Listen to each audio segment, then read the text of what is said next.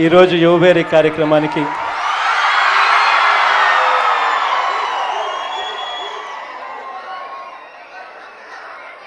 Students అందరూ కూడా ఈ యువబేరి కార్యక్రమంలో ఏలూరులో జరుగుతూ ఉన్న యువబేరి కార్యక్రమంలో పాల్గొనడం ఇక్కడ ఉన్న ప్రతి చెల్లెమ్మకు, ఇక్కడ ఉన్న ప్రతి సోదరుడికి, ఇక్కడే కాక ఈ ఫ్లోర్కు కింద కూడా ఇంకొక ఫ్లోర్ ఉంది. ఆ ఫ్లోర్లో కూడా స్టూడెంట్స్ అందరూ టీవీలో చూస్తూ ఉన్నారు. అక్కడ ఉన్న స్టూడెంట్స్ అందరికీ కూడా, ఇవి కాక బయట టీవీలు పెట్టారు, బయట టెంట్లు వేసి టీవీలు పెట్టిన వాళ్ళల్లో అక్కడ ఉన్న ఆ స్టూడెంట్స్కి కూడా, అందరికీ కూడా, ప్రతి చెల్లెమ్మకు, ప్రతి సోదరునికి పేరు పేరున ఇక్కడికి వచ్చినందుకు, తోడుగా నిలుస్తున్నందుకు పేరు పేరున ముందుగా హృదయపూర్వకంగా కృతజ్ఞతలు తెలుపుకుంటా ఉన్నా.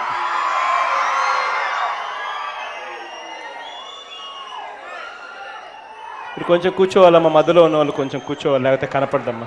కొంచెం కూర్చోవాలి, కొంచెం కూర్చోవాలన్నా.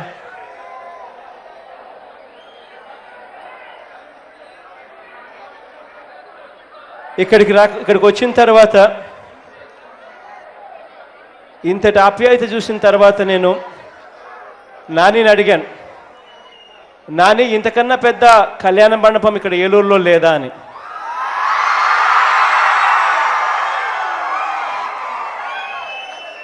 ఇదే అన్నిటికన్నా పెద్ద కళ్యాణ మండపం అన్నా ఇంతకన్నా లేదు అని చెప్తా ఉన్నాడు.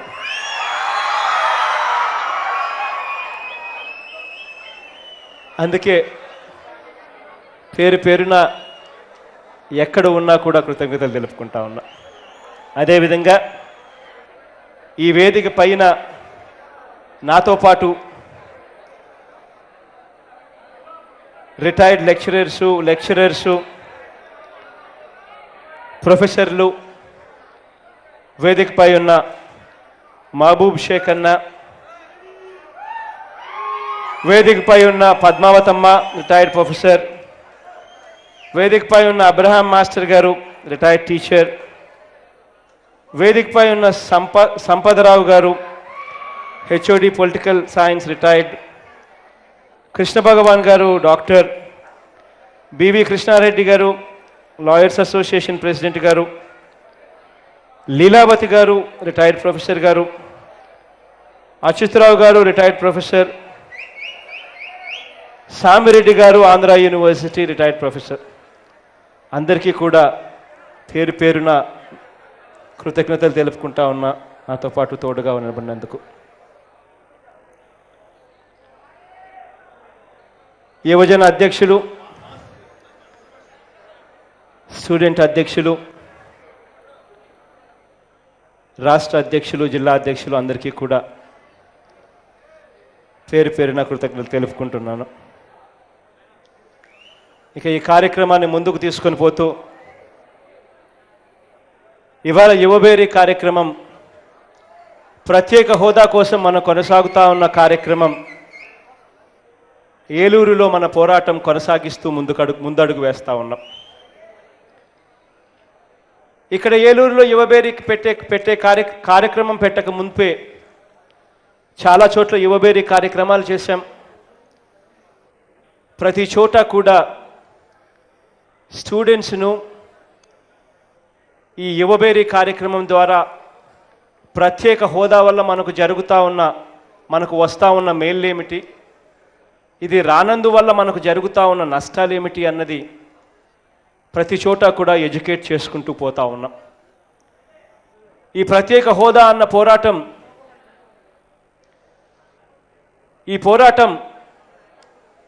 గత 2 సంవత్సరాలుగా సాగిస్తూనే ఉన్నాం. ఇప్పటికి దాదాపుగా 2.5 సంవత్సరాలు అయిపోయింది. రాష్ట్రంలో చంద్రబాబు నాయుడు గారు, దేశంలో బీజేపీ ప్రభుత్వం అధికారంలోకి వచ్చిన రోజు నుంచి అడుగుతూ వచ్చాం. 2 సంవత్సరాల నుంచి పోరాటాలు చేస్తూ వచ్చాం, నిరాహార దీక్షలు చేశాం. ఢిల్లీలో వెళ్ళి ఢిల్లీలో ఎమ్మెల్యేలు ఎంపీల చేత కూడా ఏకంగా రాష్ట్రం నుంచి ట్రైన్లలో బయలుదేరి ట్రైన్లలో అందరం కూడా వెళ్ళి కూడా ధర్నాలు చేశాం. నిరాహార దీక్షలు చేస్తూ ఉన్నాం, బందులు చేస్తూ ఉన్నాం, ధర్నాలు చేస్తూ ఉన్నాం, చివరికి ఢిల్లీలో ధర్నాలు చేస్తూ ఉన్నాం. యువబేరీ కార్యక్రమం ద్వారా ప్రతి చోట కూడా ఈ కార్యక్రమాన్ని గట్టిగా నినదిస్తూనే ఉన్నాం. ఎందుకు ప్రత్యేక హోదా మనకింత అవసరం, ప్రత్యేక హోదా వల్ల జరిగే మేలేమిటి అన్నది పలు దఫాలుగా మనం చెప్పుకుంటూ వస్తున్నాం. ప్రత్యేక హోదా అన్నది ఆ రోజు రాష్ట్రాన్ని విడగొట్టేటప్పుడు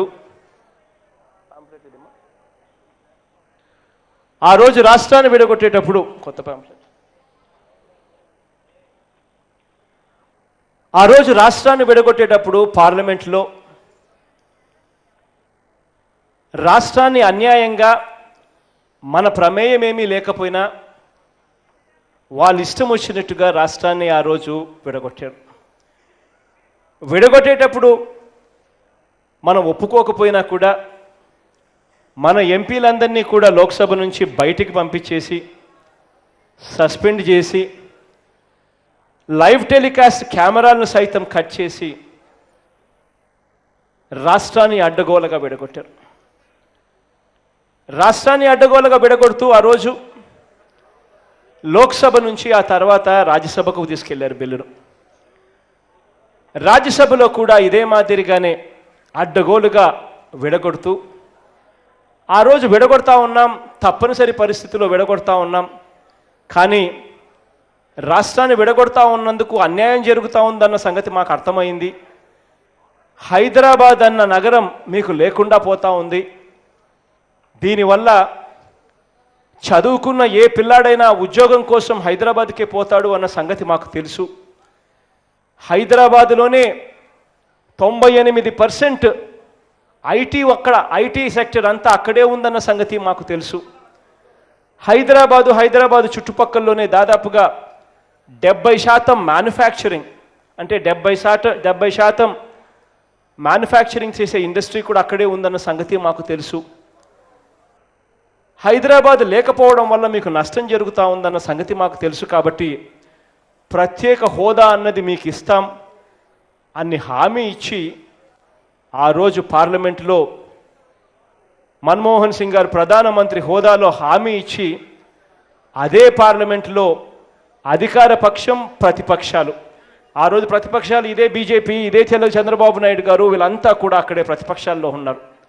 అందరూ ఒకటై ఏకమై అధికార పక్షం ప్రతిపక్షం ఒక్కటై రాష్ట్రాన్ని విడగొడుతూ ఆ రోజు ప్రత్యేక హోదా మేము ఇస్తాము అని చెప్పి హామీ ఇచ్చి రాష్ట్రాన్ని విడగొడుతూ ఆ రోజు ఓటేశారు. ఎన్నికలు అయిపోయాయి, పార్లమెంటులో ఆ రోజు ఓటేశారన్న సంగతి మర్చిపోతున్నారు. ఆ రోజు పార్లమెంటులో రాష్ట్రాన్ని విడగొడుతూ వాళ్ళు 5 ఏళ్ళు ప్రత్యేక హోదా ఇస్తాము అని చెప్పి కాంగ్రెస్ వాళ్ళంటే, అధికారంలో ఉన్న వాళ్ళంటే, ప్రతిపక్షంలో ఉన్న బీజేపీ చంద్రబాబు నాయుడు గారు వాళ్ళంతా కూడా 5 ఏళ్ళు సరిపోదు, ఎలాగూ వచ్చేది మా అధికారమే, 10 ఏళ్ళు ఇస్తాం మేము, 10 ఏళ్ళు కావాలి అని చెప్పి బీజేపీ అన్నారు.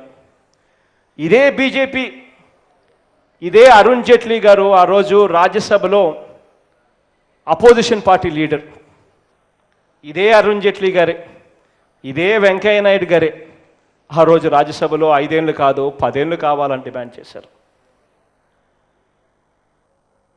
ఇదే చంద్రబాబు నాయుడు గారు 10 ఏళ్ళు సరిపోదు 15 ఏళ్ళు కావాలి అని చెప్పి ఎలక్షన్ల సభల్లో ఊదరగొట్టారు. రాష్ట్రాన్ని అడ్డగోలుగా విడగొట్టిన తర్వాత రకరకాలుగా మాటలు మాట్లాడారు. ఎన్నికలకు వెళ్ళారు, మేనిఫెస్టోది ఎన్నికల్లో ఈ మాదిరిగా మేనిఫెస్టోని రిలీజ్ చేశారు. మేనిఫెస్టో రిలీజ్ చేసి మేనిఫెస్టోలో వాళ్ళు రాసింది ఏమిటి అని అంటే, ఐదేళ్ళు కాదు, 5 ఏళ్ళు కాదు, మేము అధికారంలోకి వస్తే 10 ఏళ్ళు ఇస్తాము ప్రత్యేక హోదా అని ఆ రోజు మేనిఫెస్టో రిలీజ్ చేశారు. మేనిఫెస్టో రిలీజ్ చేశారు, ఎన్నికలకు వెళ్ళారు. ఎన్నికల్లో చంద్రబాబు నాయుడు గారు, బీజేపీ పెద్దలు అందరూ వేదికలపై నుంచి ప్రత్యేక హోదా అన్నది మేము సాధిస్తాం, ప్రత్యేక హోదా అన్నది మేము ఇస్తాం, కాంగ్రెస్ వాళ్ళు 5 ఏళ్ళే ఇస్తామన్నారు, మేము 10 ఏళ్ళు ఇస్తాం అని ఊదరు కొట్టారు. ప్రత్యేక హోదా సంజీవిని అని ఆ రోజు పొగిడారు. ప్రత్యేక హోదా వస్తేనే ఉద్యోగాలు వస్తాయని ఊదరు కొట్టారు. ఎన్నికలు అయిపోయాయి, ఓట్లు వేయించుకున్నారు. ఓట్లు వేయించుకున్న తర్వాత ఇవాళ ప్లేట్లు మారుస్తూ ఉన్నారు నాయకులు. ఇవాళ జరుగుతూ ఉన్న పరిణామాలు చూసినప్పుడు నిజంగా బాధ అనిపిస్తుంది. ఆ రోజు ప్రత్యేక హోదా అన్నది సంజీవిని అని, ప్రత్యేక హోదా అన్నది 5 ఏళ్ళు కాదు 10 ఏళ్ళు కావాలని, 10 ఏళ్ళు కాదు 15 ఏళ్ళు కావాలి అని చెప్పి అడిగిన వీళ్ళే ఆ రోజు ప్రత్యేక హోదా వల్లనే ఉద్యోగాలు వస్తాయని ఊదరగొట్టిన వీళ్ళే ఈరోజు ప్లేట్లు మారుస్తూ ఉన్న తీరు, ఈ పరిణామాలు చూసినప్పుడు బాధ అనిపిస్తుంది. 2.5 సంవత్సరం అయిపోయింది, ఏమీ చేయలేదు. 2.5 సంవత్సరం తర్వాత మొన్న జైట్లీ గారు వచ్చారు. సెప్టెంబర్ 8వ తారీఖున 7వ తారీఖున అర్ధరాత్రిన జైట్లీ గారు ఒక ప్రెస్ మీట్ పెట్టారు. జైట్లీ గారు అర్ధరాత్రి పెట్టిన ప్రెస్ మీట్లో చంద్రబాబు నాయుడు గారికి సంబంధించిన వ్యాపారవేత్త, కాంట్రాక్టర్లు, ఎంపీలు, మంత్రులు అందరూ కూడా జైట్లీ గారితో ప్రెస్ మీట్లో పార్టిసిపేట్ చేశారు. అర్ధరాత్రి సెప్టెంబర్ 7వ తారీఖున జరిగిన ప్రెస్ మీట్ చంద్రబాబు నాయుడు గారు ఎంపీలు, చంద్రబాబు నాయుడు గారు మంత్రులు, అందరూ కాంట్రాక్టర్లు, వ్యాపారస్తులు అందరూ జైట్లీ గారితో సహా కూర్చొని ప్రెస్ మీట్ అడ్రస్ చేశారు. దానికి ముందు ప్రెస్ మీట్ జరుగుతూ ఉంది అన్న సంగతి 7వ తేదీ పొద్దున్న నుంచి విపరీతమైన పెద్ద డ్రామా చూపించేశారు. అరుణ్ జైట్లీ గారు స్టేట్మెంట్ ఇచ్చేస్తారు, ప్రత్యేక హోదా అన్నది వచ్చేస్తూ ఉంది, ప్రత్యేక హోదా అన్నది వస్తుందని 1000 కళ్ళతో ఎదురు చూసాం.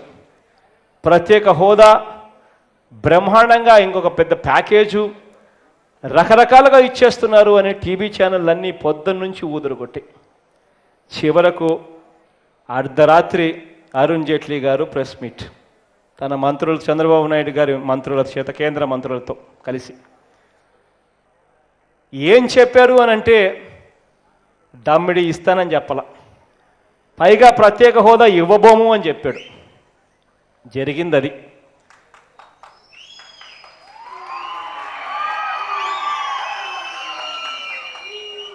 అదే రోజు అర్ధరాత్రి ముఖ్యమంత్రి గారు వెంటనే పిక్చర్లోకి వచ్చేశారు. అరుణ్ జైట్లీ గారు ఢిల్లీలో స్టేట్మెంట్ ఇవ్వడం ఆలస్యం, ప్రెస్ స్టేట్మెంట్ ఇవ్వడం ఆలస్యం. ముఖ్యమంత్రి గారు అర్ధరాత్రి ప్రెస్ దగ్గరికి వచ్చేసాడు. వచ్చి నేను స్వాగతిస్తున్నాను అని అంటాడు. నాకైతే ఆశ్చర్యం అనిపించింది. వాళ్ళు ప్రత్యేక హోదా ఇవ్వబోము అని వాళ్ళు చెప్తా ఉంటే, ముఖ్యమంత్రి హోదాలో ఉన్న వ్యక్తి, మన తరపున పోరాటం చేయాల్సిన ఈ వ్యక్తి నేను స్వాగతిస్తున్నాను అని చెప్పి అంటాడు.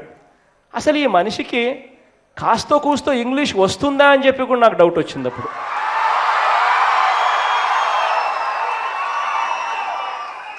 మరి ఎందుకు స్వాగతించాడో అర్థం కాని విషయం. అంతటితో చంద్రబాబు నాయుడు గారు ఆగలేదు. దాని తర్వాత చంద్రబాబు నాయుడు గారు అసెంబ్లీలో జరుగుతూ ఉన్నప్పుడు అసెంబ్లీలో గట్టిగా నిలదీశాం, నువ్వెవడవయ్యా స్వాగతించేదానికి? ప్రత్యేక హోదా అన్నది ఏమన్నా మీ నాయనగారి సొత్తా, మీ అత్తగారి సొత్తా?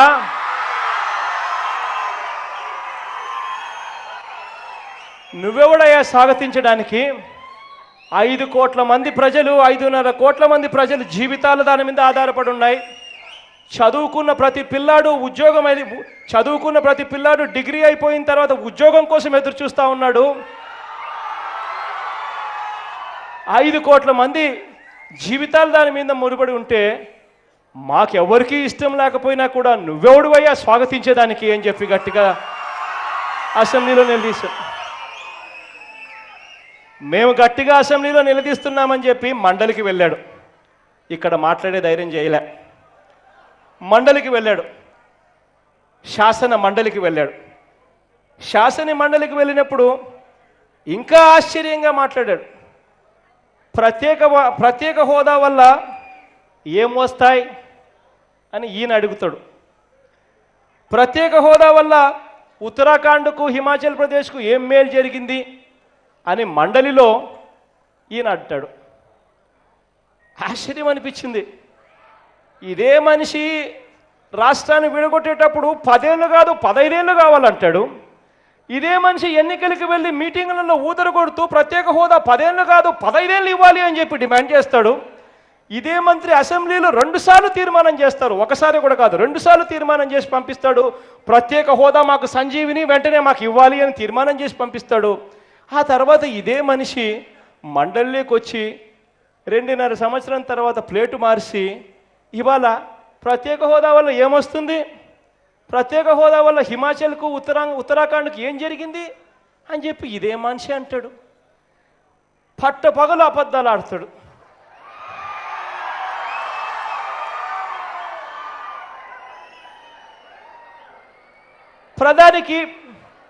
ప్రధానమంత్రికి ఫోన్ చేస్తాడు.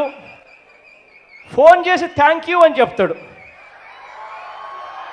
ఆయన ఏదో విదేశాల్లో పాపం తిరుగుతూ ఉన్నాడు. సార్ చంద్రబాబు నాయుడు గారు ఫోన్ చేశారు అని చెప్పి పిఏ ఫోన్ ఇచ్చాడట. పేపర్లో చదివాము. చంద్రబాబు నాయుడు గారు గట్టిగా నిలదీస్తారేమో అని చెప్పి బహుశా ఆయన ఏమని అనుకొని ఉంటాడేమో, నాకు ఇది తెలియదు. కానీ తీరా చంద్రబాబు నాయుడు గారు ఫోన్లోకి వచ్చి థ్యాంక్ యూ నరేంద్ర మోడీ గారు అని చెప్పి అన్నాడట. పేపర్లో చదివాం. నిజంగా చంద్రబాబు నాయుడు గారు చేస్తూ ఉన్న మోసం ఏ స్థాయికి వెళ్ళిపోయిందనంటే నిజంగా ఇటువంటి వ్యక్తి ముఖ్యమంత్రిగా కొనసాగడం సమంజసమా అని అడుగుతా ఉన్నా. వెంకయ్య నాయుడు గారు మొన్నటిదాకా ప్రత్యేక హోదా అన్నది సంజీవిని అన్నాడు. ప్రత్యేక హోదా నా వల్లే ప్రత్యేక హోదా వస్తూ ఉందని కూడా ఊదరగొట్టుకున్నాడు. ప్రత్యేక హోదా వల్లనే అన్నీ జరుగుతాయి, 5 ఏళ్ళు కాదు 10 ఏళ్ళు ఇస్తాము అని చెప్పినారు. అటువంటి వెంకయ్య నాయుడు ప్లేటు మార్చాడు. ప్లేటు మార్చిన ఇదే వెంకయ్య నాయుడు బీజేపీకి ఆంధ్రప్రదేశ్లో ఫేస్ అని చెప్పి తెలిసి ఆంధ్రప్రదేశ్ అంటే బీజేపీ ఆంధ్రప్రదేశ్లో బీజేపీ అంటే వెంకయ్య నాయుడు అని చెప్పి అందరూ అనుకుంటా ఉన్నప్పుడు బీజేపీ వాళ్ళు ప్రత్యేక హోదా ఇవ్వబోము అని చెప్పి అరుణ్ జైట్లీ దగ్గర నుంచి స్టేట్మెంట్ వచ్చినప్పుడు వెంకయ్య నాయుడుకు చంద్రబాబు నాయుడు గారు ఏకంగా విజయవాడకు పిలిపించి తన మంత్రుల చేత సన్మానం కూడా చేయిస్తాడు. సన్మానం చేసి ప్రత్యేక హోదా మీరు ఇవ్వకపోయినా పర్వాలేదు, బ్రహ్మాండమైన ప్యాకేజ్ మాకు ఇచ్చినారు, థ్యాంక్ యూ అని కూడా ఆయన చెప్పిస్తాడు.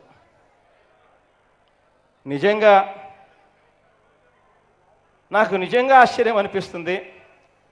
ఇదే చంద్రబాబు నాయుడు గారు ఆ తర్వాత నిన్న ఢిల్లీకి పోవడం, అరుణ్ జైట్లీ గారికి శాల్వా కప్పి థ్యాంక్ యూ అని చెప్పి రావడం నిజంగా ఆశ్చర్యం అనిపిస్తుంది.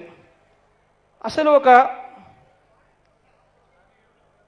ఎన్నికలకు ముందు రాష్ట్రాన్ని విడగొట్టేటప్పుడు ప్రత్యేక హోదా సంజీవినిగా కనిపించిన వీళ్లకు 5 ఏళ్ళు సరిపోదు 10 ఏళ్ళు కావాలి అని చెప్పి అడిగిన వీళ్లకు ఇవాళ ప్రత్యేక హోదా అన్నది ఏం మేలు జరుగుతుంది, ప్రత్యేక హోదా వచ్చిన ఉత్తరాఖండ్ హిమాచల్కి ఏం మేలు జరిగింది అని చంద్రబాబు నాయుడు గారు అంటే వెంకయ్య నాయుడు గారు ఏమంటాడో తెలుసా? వెంకయ్య నాయుడు గారు అంటారు నేను ఆ రోజు ఏదో వేడి మీద అడిగా అని ఇవాళ అంటాడు.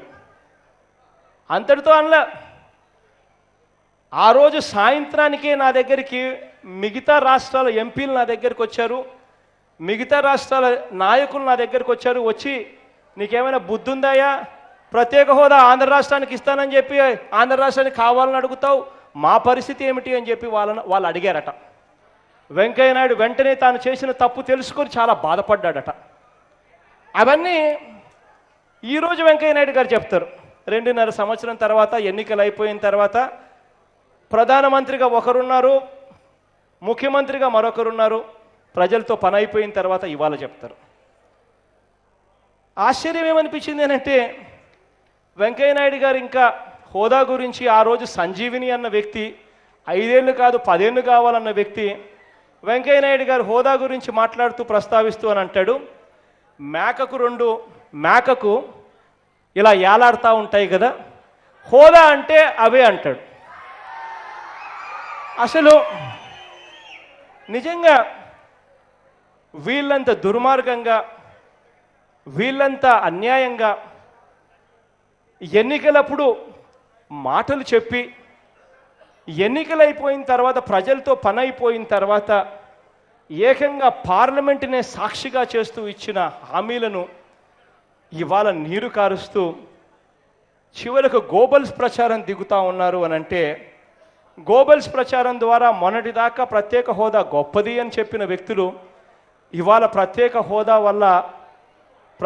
హోదా వల్ల ఏమన్నా మేలు జరుగుతుందా అని చెప్పి ఎదురు ప్రశ్నించే పరిస్థితిలోకి పోతా ఉన్నారు అని అంటే, ఒకసారి నేను టీవీని ఇంతకుముందు ఎన్నికలప్పుడు చంద్రబాబు నాయుడు గారు ఎన్నికలకు ముందు రాష్ట్రాన్ని విడగొట్టేటప్పుడు ఎన్నికలకు పోతూ ఉన్నప్పుడు చంద్రబాబు నాయుడు గారు, వెంకయ్య నాయుడు గారు, బీజేపీ వీళ్ళంతా ప్రత్యేక హోదా గురించి ఏమన్నారు, ఎన్నికలు అయిపోయిన తర్వాత ప్రజలతో పని అయిపోయిన తర్వాత ఇప్పుడు ఈ మధ్య కాలంలో వాళ్ళంతా కూడా ఏమంటున్నారు అనేది ఒకసారి నేను టీవీలో చూపిస్తా. ఒకసారి మీరు కూడా వినండి. ఎన్నికలప్పుడు వీళ్ళు ప్రజలతో పనున్నప్పుడు ఏ మాదిరిగా మాట్లాడతారు, ఎన్నికలు అయిపోయిన తర్వాత ప్రజలతో పని అయిపోయిన తర్వాత వీళ్ళ పరిస్థితి ఏమిటో ఒక్కసారి చూద్దాం. ఒకసారి టీవీ పెట్టండి. మా దాంట్లో మనకు ఒక స్పెషల్ స్టేటస్ ఇవ్వాలి, 5 సంవత్సరాలు ఇచ్చారు. నేను నరేంద్ర మోడీ గారిని కోరుతున్నా, 15 సంవత్సరాలు ఇవ్వండి. 5 సంవత్సరాల్లో ఇండస్ట్రీ రావాలంటే 2-3 ఏళ్ళు అవుతుంది. అది ప్రారంభమయ్యే లోపల ఆ స్టేటస్ పోతే మళ్ళీ అభివృద్ధి ఆగిపోతుంది. అందుకని కనీసం 15 సంవత్సరాలు స్పెషల్ స్టేటస్ ఇమ్మని చెప్పి వారిని కోరుతున్నా. అదే మరి కొంతమంది కావాలని కన్ఫ్యూజ్ చేసి స్పెషల్ స్టేటస్ ఇస్తే ఇది ఒక సంజీవని కింద అన్నీ అయిపోతాయండి. ఏమొస్తాయండి? 2 వస్తాయి. ఆ 2లో ఏంటి?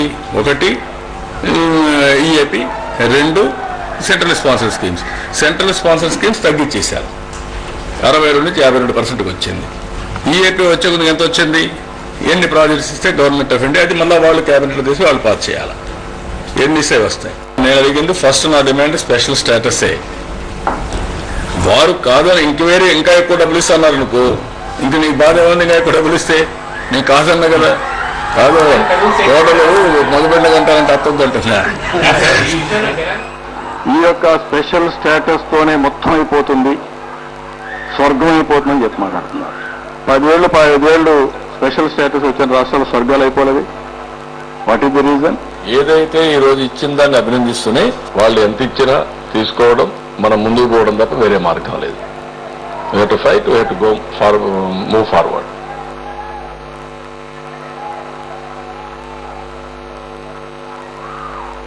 అన్నిటికన్నా ముఖ్యమైనది ఆంధ్ర రాష్ట్రాన్ని ఒక ప్రత్యేక హోదా కలిగిన యొక్క రాష్ట్రంగా పరిగణించాలని కేంద్ర ప్రభుత్వం నిర్ణయించింది. పార్లమెంట్ సాక్షిగా మనకు హామీ లభించింది.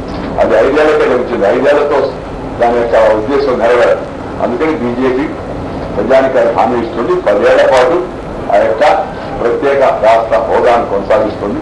అలా కొనసాగితే 90% గవర్నమెంట్ ఇచ్చేవన్నీ కూడా నిధులు అవుతున్నాయో అవన్నీ కూడా గ్రాంట్లు అవుతాయి. 10% రుణం అవుతుంది. అంతకుముందు అయితే 70% రుణము, 30% గ్రాంట్ ఉండేది.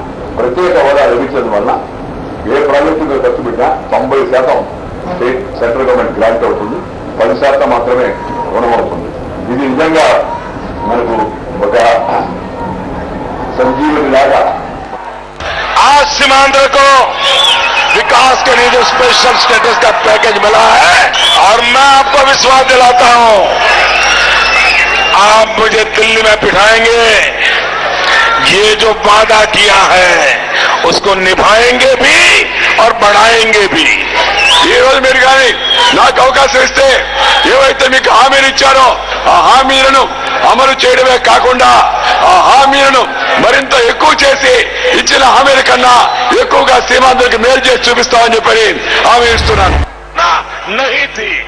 మిత్రులారా, ఒక రాజకీయ నాయకుడు, ఒక ప్రజాప్రతినిధి తన యొక్క స్వార్థ చింతన లేకుండా, సొంత అజెండా లేకుండా ప్రజల కోసం పోరాడితే ఏమైనా సాధించవచ్చనే విషయం మీ నెల్లూరు చెందిన యొక్క వెంకయ్య నాయుడు రాజ్యసభలో జరిపిన పోరాటం వల్ల సీమాంధ్ర ప్రజానికానికి కావాల్సిన యొక్క ఏవైతే కోరికలు మనకు లభించాయో, ఏవైతే చింతన లేకుండా, సొంత అజెండా లేకుండా ప్రజల కోసం పోరాడితే ఏమైనా సాధించవచ్చనే విషయం మీ నెల్లూరు చెందిన యొక్క వెంకయ్య నాయుడు రాజ్యసభలో జరిపిన పోరాటం వల్ల సీమాంధ్ర ప్రజానికానికి కావాల్సిన యొక్క ఏవైతే కోరికలు మనకు లభించాయో, ఏవైతే హామీలు మనం రాబట్టుకున్నామో ఇవి కూడా వచ్చాయి కాదనే విషయాన్ని మీ అందరికీ నేను గుర్తు చేస్తూ ఉన్నాను.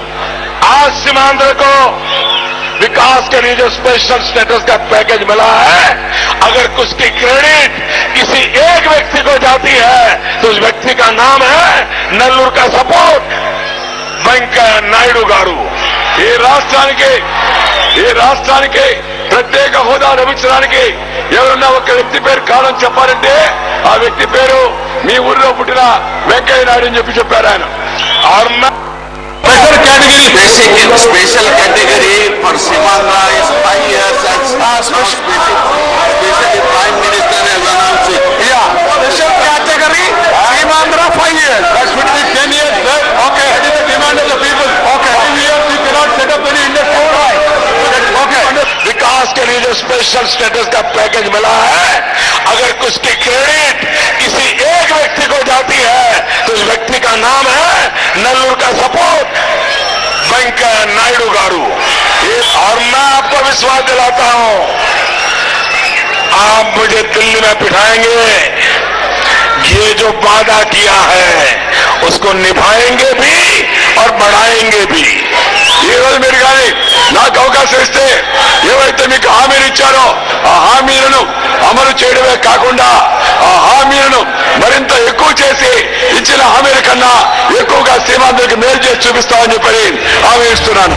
మీకు నాయుడు గారు మీకు తెలుసు కదా ప్రత్యేక హోదా రాదని. మరి ఎందుకు అన్నారంటే నేను ఆ వేడిలో తెలంగాణలో గొడవ జరుగుతూ ఉంది, టెన్షన్గా ఉంది, ఇచ్చేయాలని గొడవ జరుగుతూ ఉంది. నేను ఇలా చర్చిస్తుంటే నా మీద కూడా కొంతమంది అపప్రచారం చేశారు, వెంకయ్యనాయుడు అడ్డు వేస్తాడని.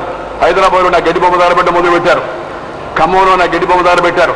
నిధుల విడుదల విషయంలో తేడా ఏంటండి? డబ్బులు కూడా కదా, తేడా అంతా హోదా ఉత్తదిచ్చేటువంటి ఇంకేముందా? మేకకుంటాయి పైన, మేక పైన అలా జారి ఉంటాయి, అలా అది హోదా. దాంతో హోదా వద్దా? ఈ పెద్ద చర్చ జరుగుతుంది. రాష్ట్రానికి అన్యాయం అయిపోయింది, రాష్ట్రం అట్ట అయిపోయింది, ఇట్ట అయిపోయింది. ప్రత్యేక హోదా ఇచ్చుంటే ప్రతి ఊరు హైదరాబాద్ అయిపోద్దని, ప్రతి ఊరు హైదరాబాద్ అయిపోయింది. ఇది మన రాజకీయ నాయకులను ఈ మాదిరిగా మన రాజకీయ నాయకులు ఉంటే నిజంగా వీళ్ళని చూసి భావితరాలు ఫలాని వాడు మా నాయకుడు అని చెప్పుకునేదానికి ఎవడైనా ఇష్టపడతాడా నేను అడుగుతా ఉన్నా. రాజకీయాల్లో ఉన్నప్పుడు వ్యక్తిత్వం ఉండాలి, రాజకీయాలలో ఉన్నప్పుడు క్యారెక్టర్ ఉండాలి, రాజకీయాలలో ఉన్నప్పుడు ఎప్పుడు ఒక్క మాట గుర్తుంచుకోవాలి, ఎన్నాళ్ళు బ్రతికామన్నది కాదు ముఖ్యం, బ్రతికినంత కాలం ఎలా బ్రతికామన్నదే ముఖ్యం అన్నది. నిజంగా వీళ్లకు విలువలు లేవు, విశ్వసనీయతకు అర్థం అంతకన్నా తెలియదు. ఇవాళ వీళ్ళంతా కూడా ఇవాళ లాస్ట్లో మాట్లాడుతున్న మాటలు చూసినప్పుడు ఆ రోజు ఏదో వేడి మీద చెప్పా, మేకకు 2 ఏలాడుతూ ఉంటాయి కదా, అటువంటిదే ప్రత్యేక హోదా అని ఇటువంటి వీళ్ళ మాటలు చూస్తూ ఉంటే ఆ రోజే సాయంత్రం నాకు ఎంపీలు నా దగ్గరికి వచ్చారు, మంత్రులు వేరే రాష్ట్ర ఎంపీలు నా దగ్గరికి వచ్చి అడిగారు. ఆ రోజే నేను బాధపడ్డా అని చెప్పి నేను అడుగుతున్నాను. ఆ రోజే నువ్వు బాధపడునంటే మరి మేనిఫెస్టో ఎందుకు రిలీజ్ చేశారయ్యా? తర్వాత ఆ మేనిఫెస్టో రిలీజ్ చేసింది మర్చిపోయారా? ఆ రోజే మీకు బాధ కలిగిందంటే పబ్లిక్ మీటింగ్లలో ఎందుకు ఊదరగొట్టారు? ప్రత్యేక హోదా ఇస్తున్నామని, ఇవ్వబోతున్నామని, 10 ఏళ్ళు ఇస్తున్నామని చెప్పి ఎందుకు ఊదరగొట్టారు అని అడుగుతా ఉన్నా. 10 ఏళ్ళు సరిపోవు, 15 ఏళ్ళు కావాలని చెప్పి ఆయన ఎందుకు అడుగుతా ఉన్నాడు అని చెప్తే, ఈరోజు ఎన్నికలు అయిపోయిన తర్వాత ప్రజలతో పని అయిపోయినాక పరిస్థితి ఇది. ఇవాళ వీళ్ళు ఇవాళ ప్రత్యేక హోదా ఢిల్లీ వాళ్ళు ఇవ్వని పరిస్థితి, చంద్రబాబు నాయుడు గారు ఇవాళ అడగలేని పరిస్థితి, అడగని పరిస్థితి. చంద్రబాబు నాయుడు గారు పూర్తిగా ఏ స్థాయిలో రాజీ పడిపోయారు అని అంటే, ఢిల్లీ వాళ్ళు ఏమి ఇచ్చినా ఏమి ఇవ్వకపోయినా పర్వాలా, నాకు మాత్రం బీజేపీ వాళ్ళ కాళ్ళు మాత్రం నేను వదలను అన్న పరిస్థితిలోకి చంద్రబాబు నాయుడు గారు పోయారు. నేను అడుగుతా ఉన్నాను ఇదే చంద్రబాబు నాయుడు గారిని, ఎందుకయ్యా చంద్రబాబు నాయుడు గారు వ్యక్తిత్వాన్ని నువ్వు అమ్మేసి ఈ స్థాయిలోకి దిగజారిపోవడానికి కారణం ఏంటయ్యా అని చెప్పి. కారణం చంద్రబాబు నాయుడు గారు ఈ 2.5 సంవత్సరంలో ఓటుకు కోట్ల కేసుల్లో ఇరుక్కోవడం. నిజంగా బహుశా ఆశ్చర్యం అనిపిస్తుందేమో కదా మనకు కూడా.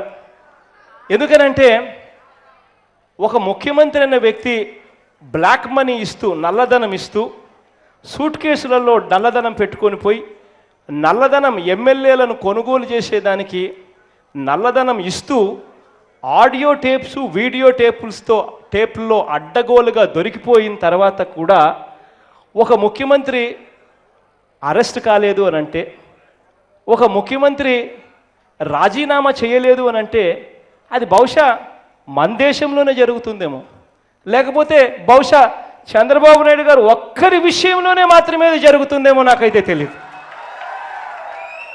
అంత గొప్పగా చంద్రబాబు నాయుడు గారు వ్యవస్థలను మేనేజ్ చేయగలుగుతాడు, అంత గొప్పగా తన స్వార్థం కోసం రాష్ట్రాన్ని సైతం వెన్నుపోటు పొడి చేయగలుగుతాడు. అధికారం కోసం, కుర్చీ కోసం సొంత మామ ఎన్టీ రామారావు గారిని వెన్నుపోటు పొడిచినప్పుడు 5 కోట్ల ప్రజలన్నది చంద్రబాబు నాయుడు గారికి లెక్కలేక కూడా రాదు. వాళ్ళ జీవితాలు, వాళ్ళ భవిష్యత్తు గురించి ఆలోచన చేసే పరిస్థితి కూడా ఉండదు. ఇవాళ ఇదే చంద్రబాబు నాయుడు గారు రకరకాల, చంద్రబాబు నాయుడు గారు అయితేనేమి, బీజేపీ ప్రభుత్వం అయితేనేమి, రకరకాలుగా ఈ ప్రత్యేక హోదా గురించి రకరకాలుగా తప్పుడు ప్రచారాలు మొదలుపెట్టారు. రకరకాలుగా తప్పుడు ప్రచారాలు మొదలు పెడతా ఉన్నప్పుడు ఆ తప్పుడు ప్రచారాలను ఒక 5-6 క్వశ్చన్స్గా దాన్ని విభజించి వాళ్ళు చెప్తా ఉన్న ఆరోపణ, జరుగుతూ ఉన్నది ఏమిటి, అసలు వాస్తవం ఏమిటి అన్నది చూపిస్తూ ఈ పాంఫ్లెట్ కూడా కొట్టించడం జరిగింది. ఈ పాంఫ్లెట్ కూడా వైఎస్ఆర్ కాంగ్రెస్ పార్టీ వెబ్సైట్ గన ప్రత్యేక హోదా గురించి పాంఫ్లెట్ గన చూస్తే ఎవరికైనా కూడా ఈ పాంఫ్లెట్ అందుబాటులోకి వస్తుంది. దీంట్లో ఆధారాలతో సహా చంద్రబాబు నాయుడు గారు, బీజేపీ ప్రభుత్వాలు చేస్తూ ఉన్న అబద్ధాలకు ఏ రకంగా వాళ్ళు అబద్ధాలు చెప్తా ఉన్నారు, నిజమేమిటి అన్నది తెలుస్తుంది. ఇవాళ మొట్టమొదటిగా వాళ్ళు అడుగుతా ఉన్న ఈ ప్రశ్నల్లో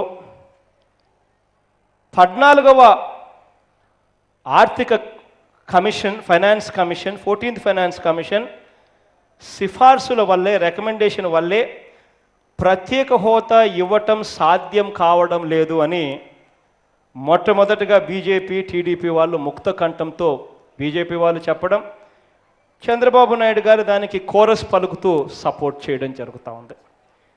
నిజంగా 14వ ఫైనాన్స్ కమిషన్ అన్నది ఏం చెప్తుంది, ఫైనాన్స్ కమిషన్కు నిజంగా పరిధేమిటి అన్నది ఒక్కసారి గమనిస్తే, ఇది ఈ లెటరు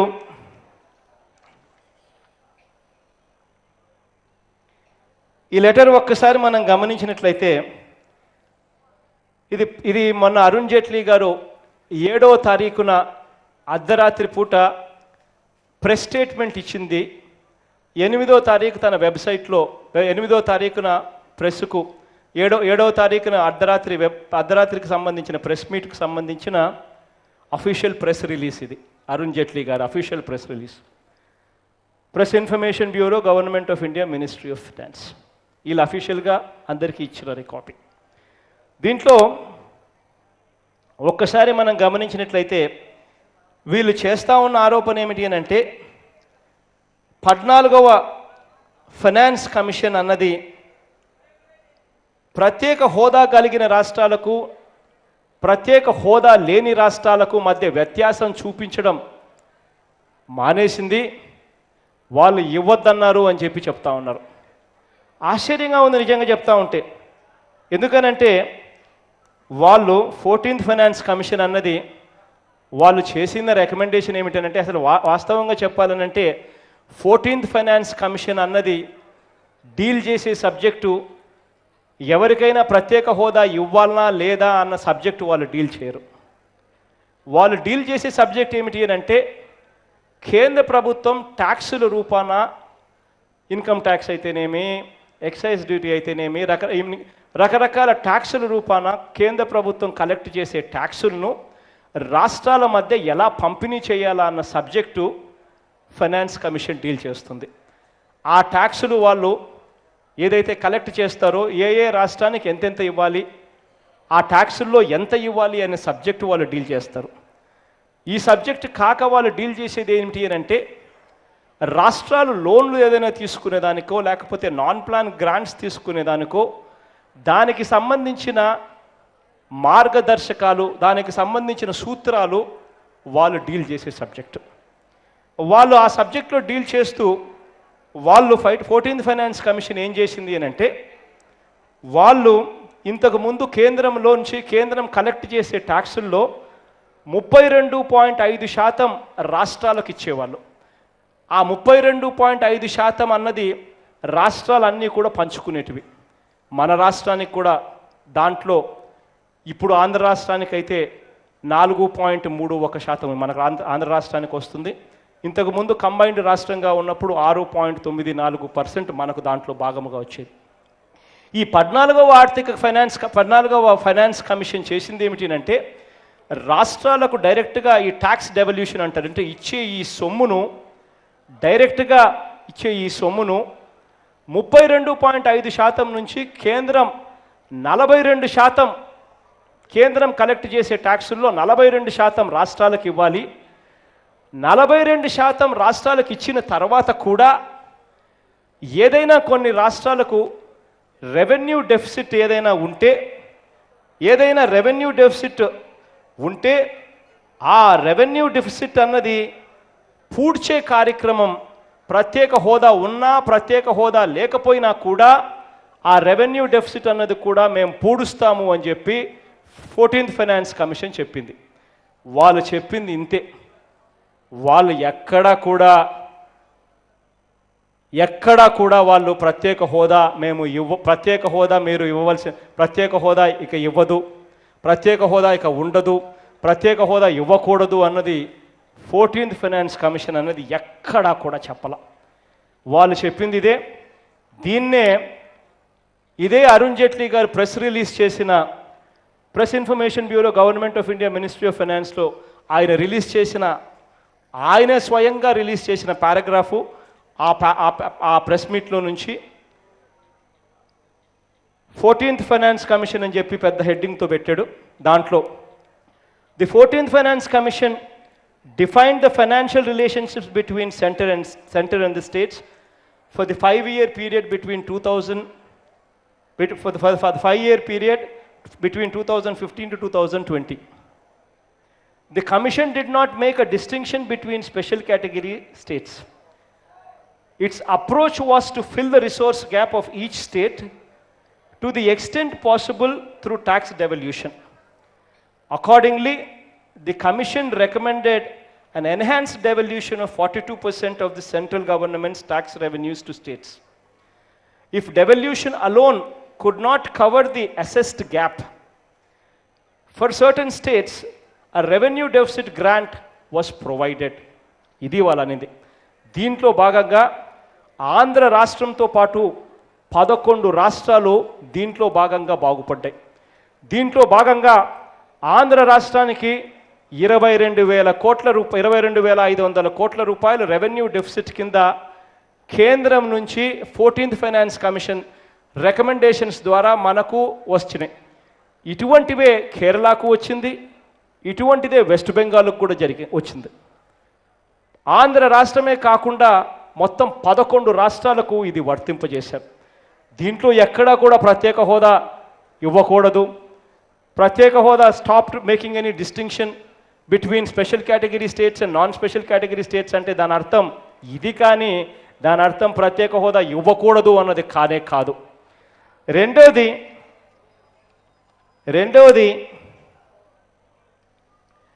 ఇదే ప్రత్యేక హోదాకు సంబంధించి